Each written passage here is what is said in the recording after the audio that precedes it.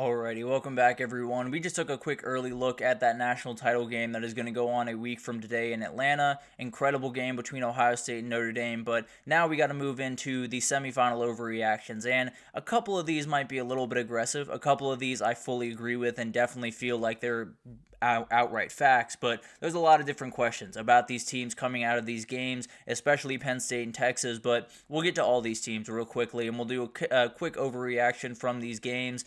I understand a couple of these are a little bit wild, but stick with me. I'll try to explain them all. But for Penn State, 2024 was not the step forward that everyone wants it to be. And now I understand that I think they did get a little bit better in a couple of different areas throughout this year.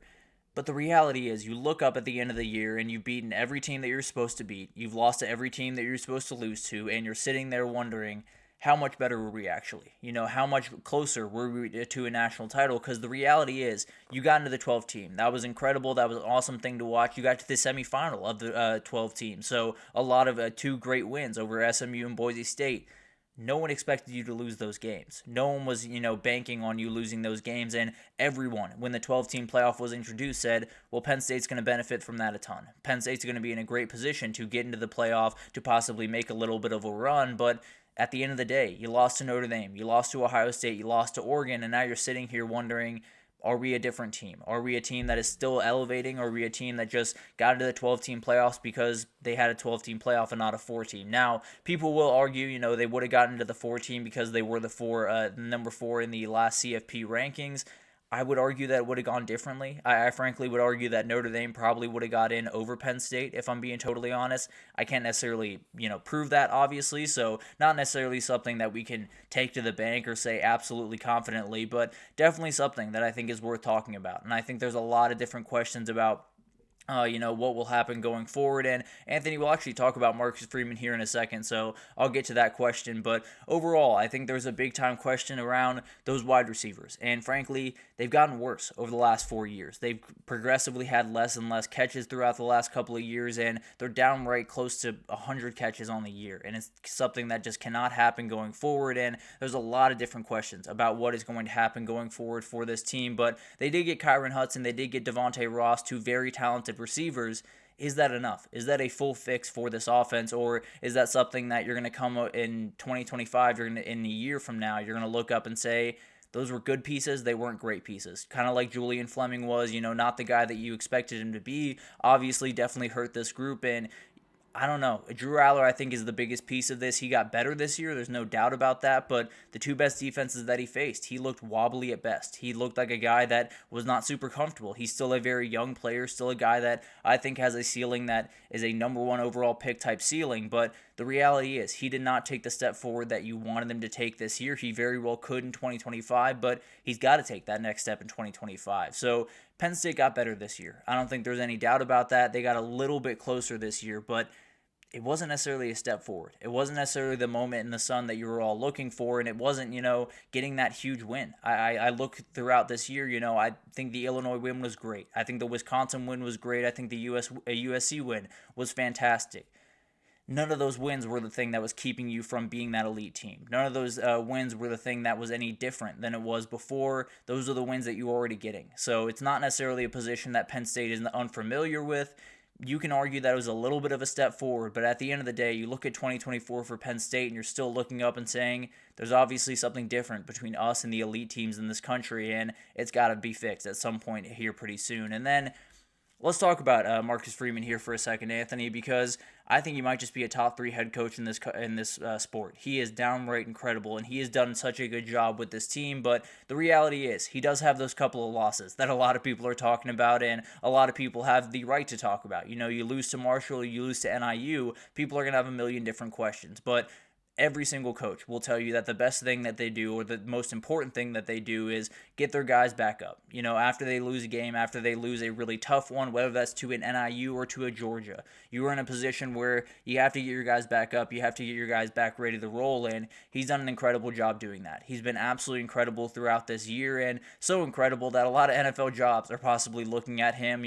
A lot of different defensive coordinator jobs, a lot of different even head coaching jobs, and we'll talk about that here in in the last segment. But overall, remarkable coach. He's done an incredible job. 32 wins in the first 3 years is best in Notre Dame history, and they've had some darn good head coaches up there in South Bend. But overall, he coming off 2 games where he outcoaches Kirby Smart and James Franklin, and now he's staring down a national title. It's a little bit tougher because the reality of coaching is you want to see sustained success. You want to see the guy that has been there for 5 years and has continued to be at the top of the sport, Dabo Sweeney, a Kirby Smart, a Dan Lanning Dan Lanning might not be fair. A couple of different guys throughout this country that have had that sustained success, that have done really, really good jobs over a decade, over 5 years, over 7 years, and you definitely want to see that. But you look around the country, you could go Dabo Sweeney, you could go Steve Sarkisian, Ryan Day, Dan Lanning, Kalen DeBoer, Kirby Smart setting the pace. He is number one as far as I'm concerned, but at the end of the day, you could go with a lot of different guys in the next 2 spots. But Freeman has a great argument right now. He's done a great job with this team. The recruiting profile has done an incredible job of getting a lot better. And Anthony does have a question about these recruiting. He does struggle to get that wide receiver talent. That is something that Notre Dame and Penn State has struggled with the last couple of years, and it's something that Notre Dame does have to get better at. Now, what I will say is I do think Jaden Greathouse was a fantastic pickup at the wide receiver position. I think they've done a good job of getting guys that might not be absolutely ready right away, but definitely can make effects down the road and definitely can be a big-time player down the road in the next couple of years. But you look at what Marcus Freeman has done overall in recruiting. It's been elevation. There's no doubt about that. From what Brian Kelly did to what they're doing right now, it's just a little bit different. The quarterback talent that they're bringing in, and a guy like CJ Carr, is a little bit different than they were able to get before. And that defense is always going to have a ton of guys that are going to make some big-time plays, but it's definitely a group now that feels like not only one that's going to be, serviceable, but maybe not elite up to the national standard. This is a downright elite group. This is a top 3 group in the country, and I don't expect that to change anytime soon. So overall, yes, there are the 2 inexcusable losses. There's no doubt about that. All great coaches have moments where it doesn't necessarily go their way. Now, Marshall and NIU might be a little bit more aggressive than I'm thinking right now, but overall, it's about getting your team back on track. It's about putting your team in a position to win a national title, especially in the 12-team era.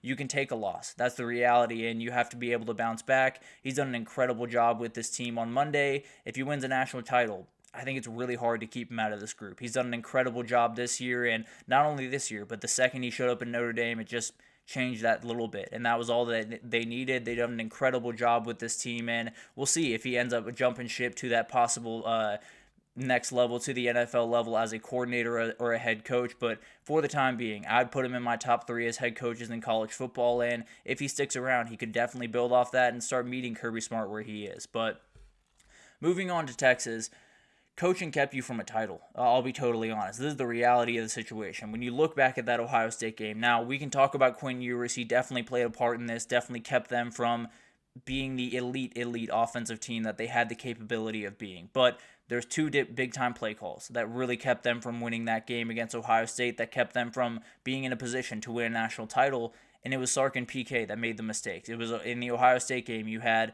the blitz on the Travion Henderson touchdown. That was just a bad miss. There's no doubt about that. You have them all the way backed up with about 30 seconds or 15 seconds left in the first half. You just got to make sure you get the guy on the ground. So that was a big-time mistake. And then, obviously, the second and goal pitch is going to be one that you talk about, but obviously not the only reason. I'm not arguing that, Sark totally buried his team here, but definitely something that needs to be talked about as you get into the offseason. The other part of it was the ASU game. You throw the INT late up for Quinn Ewers, and he had no business throwing it, but they had no business calling a play where you're throwing a deep ball. That's the reality of that situation. So you're in a position where you have a great team, and you have a great coach. I'll be totally honest with you. He is a fantastic coordinator. He is someone that absolutely can win a national title as a head coach. There are a million different questions about, what Anthony just said here. Is he a great coordinator but not a great head coach? I believe he is a great head coach. I believe he is a national title good head coach, and frankly, I think he's going to win a national title while he's at Texas. But at the end of the day, you look back at these last couple of games, they've missed the mark. They've missed the mark just a little bit at different moments throughout this game. And while, Quinn didn't necessarily help at different moments, and the run game absolutely didn't help at different moments, Steve Sarkisian and Pete Kwiatkowski played a little bit of a role in that Ohio State game, definitely put them in a bad position in certain moments, and it's definitely something that's going to stand out. As you look back on this season, there's definitely going to be a lot of people wondering, did Sark do the right thing? Is Sark in a position where can he keep play calling duties? Now, I am fully on the side that he very much should, because the reality is you look around the country, I don't think you can find 5 play callers that are better than Steve Sarkisian, and he did mostly a great job against Ohio State. The Ohio State defense flew around and did some great things, but he did a great job keeping them off balance until that one play call. So now you look back on this season, and they did some great things, and a lot of them are because of Steve Sarkisian, because of his ability to get guys open and work around that run game at different moments and really get the most out of Quinn Ewers. And obviously, the defense with Pete Kwiatkowski did a great job this year and had a number of big-time plays, but it's a tough end of the season, and you look back and you say, a couple of play calls were the difference there. And it's definitely one that hurts. It's definitely one that's going to sting for a while. But this coaching staff is still elite in every sense of the word. You look up and down this coaching staff, you're probably not going to find 3 better in the entire country. So you look at the issues that they had in the last couple of games, a lot of them do fall on Steve Sarkisian's shoulders. There's no doubt about that. And I think he would tell you that pretty much most readily. But then you look back at what they have on that roster and what they have on that coaching staff, it's about as good as you'll find in the country. So overall, I do think coaching kept them from a national title. I do think if, they don't make those couple of play calls, they're probably on their way to Atlanta right now, probably setting up to play against Notre Dame. But at the end of the day, every coach has this moment. Every coach has moments where you get close to the mountaintop and then you fall short. Sark's going to have those moments, but I fully believe that he is going to be a guy that we talk about for a very long time in college football, and I really do think he is a great head coach. I really do think he's going to win a national title, but this time around, he definitely, in some ways, kept them from a national title. And then Ohio State. That was a very nice moment. There's no doubt about that. Jack Sawyer had his moment in the sun. Ryan Day had a very nice moment. It doesn't mean anything. Let's be totally honest. When you look at this Ohio State team, it was clear from the beginning of the year that you win a national title or nothing else. It's national title or bust, and you're in a position where you just very badly have to execute. And Anthony, I do think he has to keep play calling duties. I think if you're going to find someone that's better at play calling than Steve Sarkisian, you're looking at a couple of different guys that are not necessarily as good at what Steve Sarkisian does. So the reality is, I think you're in a position where you have one of the best play callers in the country. He missed the mark a little bit in this one, but he's still absolutely elite in every sense of the word. But getting back to Ohio State here, when Ohio State lost to Michigan, the bar was set. There's no doubt about that. It was win a national title or we're going to run you out of town in a lot of different ways. So you have 2 incredible games. You beat Tennessee, you beat Oregon, you beat Texas, and you have an incredible game there, an incredible moment, and all your fans are incredibly happy. You don't win on Monday, and everyone's back down on you. Ryan Day continues to get a lot of crap if they lose on Monday. That's the reality. You're a huge favorite going into this game. The other part of it is Marcus Freeman. He does play a role here because the reality is he is an Ohio State alum. If you have an Ohio State alum beat you in a national title on top of Ryan Day, people are going to be really mad. I'm just going to be totally honest with you. People are going to be mad that they didn't hire him. People are going to be mad that they didn't fire Ryan Day last year and get Marcus Freeman. There's going to be a million people that have a million different theories that a lot of them won't make sense, but the reality is Ohio State has to win a national title. Ryan Day has done some things to fix his image with this fan base, but he hasn't done the thing. The goal has not changed. Texas was just a piece to the puzzle. They did an incredible job winning that game, finding a way to get those couple of big-time plays, but you look around, nothing's much changed. You still have to win that national title. You still have to raise that trophy, and if you don't, then a lot of people are still going to be looking at Ryan Day and saying, is he the guy that we want leading Ohio State going forward? It's going to be a huge question. It's going to be something that we talk about a lot around this show and around every single show in the college football space. But overall, it was a very nice moment. It was very cool. It was awesome to watch. It was a moment that Jack Sawyer probably could not have dreamed up any better. But you look at it right now and you say, it doesn't all that much matter. If you don't win a national title, people are still going to come down on you. They're going to say those 3 wins did not mean anything. They're going to say those 3 wins were not all that impressive, frankly. So you got to win the national title. You got to finish these last 60 minutes. You got to be able to beat Notre Dame. If you don't, a lot of people are going to still have questions. A lot of people are going to still bury Ryan Day, and a lot of people are going to be saying that this Ohio State team left everything on the table this year, and now they look forward to 2025 and say, everyone's walking out the door for sure this time. It's not just they could walk out the door. It is they are going to walk out the door. Jack Sawyer is leaving. Travion Henderson is leaving. Emeka Buka is leaving. So now you look forward to 2025, and you have a million questions. But at the end of the day, you have a job to do. You have a job to finish, and if you don't, then